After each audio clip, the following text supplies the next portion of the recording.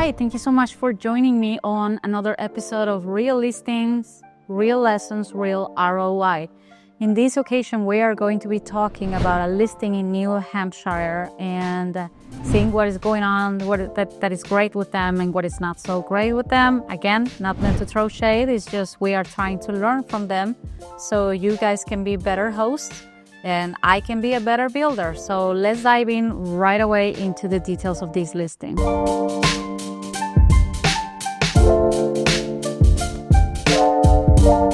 Okay, so right away, what catches my attention about this listing is that it has beautiful pictures. You can tell it's a beautiful house. It's very modern. The trees surrounding it, the pond surrounding it, like it's beautiful. It looks like out of a movie. So let's check them out. Sorry about the noise. This is a manufacturing plant, so it's okay. So let's dive in. So as you can see, it's very beautiful. It's very minimalistic. Like it has beautiful design. All the colors matches. It's just so important to have great pictures on your listings because people, whenever they see these pictures, they imagine themselves there and they already imagine the pictures that they are going to be taking and posting on Instagram and stuff like that. So professional pictures is one of the most important things you can do for your listings to attract people. Okay, so looking at this listing, one of the things that catches my attention right away is that it doesn't have a sink and it doesn't have a bathroom. So that could be a big problem because, I mean, imagine in the middle of the night, like I imagine they have like a community bathroom or something like that, but it probably is not that great to go in the middle of the night when you are in a wooded area to go to the restroom or if you just need like water. So that's one of the things I'm not particularly loving about this. Like I love so much about this house, but that will be a big problem for me at least. So yeah, that's important to mention. Let's check the numbers on this house, on this listing. If you check here, April is pretty much booked the rest of the month. So let's just pretend that today is the 12th. From the 12th to the end of the month, we have 18 days and they have been all rented. So that is very important to notice. Let's now try to rent it for a couple of days and see how much it comes to. So for 4 nights, it comes at $1,032. Okay. Now, if we divide that, it's approximately $258 per night. Now, if you think about that, this house already has 142 reviews. And as we discussed before, reviews are based on stays, not really based on the days that people stay. So they could stay 2 or 3 nights. But let's just, for the sake of numbers, we're going to pretend like they are just staying 1 night. So if you multiply 142 reviews by $258, you are talking about that this house had already made $36,636. So that is very impressive for this house.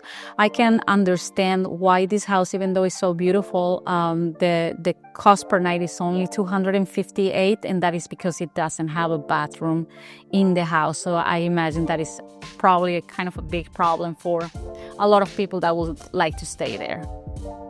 So having said that, let's go now to the details about the house.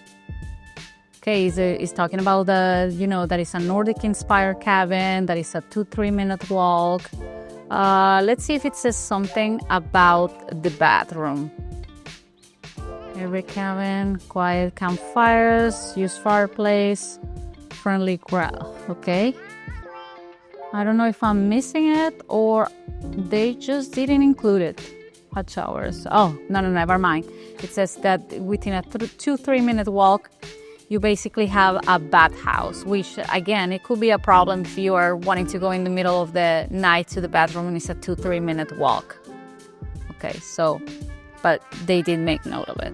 So let's move on to the reviews and see what people are saying about this listing. Okay, again, we're not trying to throw shade.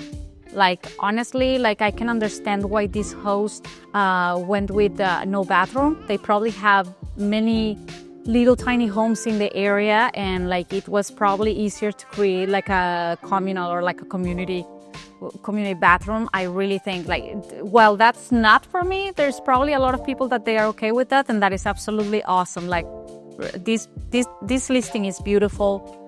We have to recognize all the great things about it. So now that we're gonna be going to the testimonials, let's check it out. It has 4.91 stars, which is pretty good. It's basically most of them are 5 stars.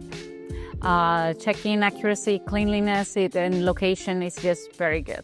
So the first review basically talk about they were more clear about the bathroom situation and the running water inside the cabin, because there is no running water. Like the problem is that we could kind of see that. If you really pay attention to the pictures, you can kind of see that there is no running water anywhere, because there is no sink and there is no toilet. But at the same time, like I said at the beginning, like I said in another videos, a lot of people don't read, and a lot of people don't pay attention to those details until it's too late. Like they see a beautiful home, they see a beautiful scenery, and that's it. Like, I'm sold. I want to go and stay. That, which is great for us, like for you as a host. But at the same time, it's not great whenever they go and put like not a 5-star review for something that it was basically their fault because they didn't see it. Like, what can you do? Anyway, I see that the host responded. I see that they respond on basically a lot of the reviews, and that is amazing. I think this host is trying to do a great job. I see that most of the testimonials are 5 stars, and they talk about, let's see, from check-in to check-out, the trip was fantastic. Our cabin was squeaky clean and cozy in a beautiful location. The site is super close to Lincoln and other areas with any food stores that are needed. The outdoor area was perfectly set up for a relaxing fire by the river. Bathrooms were very clean and had everything you need. Like for an example, to this person, the bathrooms are not a big deal, and they are actually telling about how clean these bathrooms are. So, like I said, like you just really cannot make happy. Like you just cannot make everyone happy. Sorry, this is my accent. You just cannot make everyone happy, and you're gonna have to make your peace with that.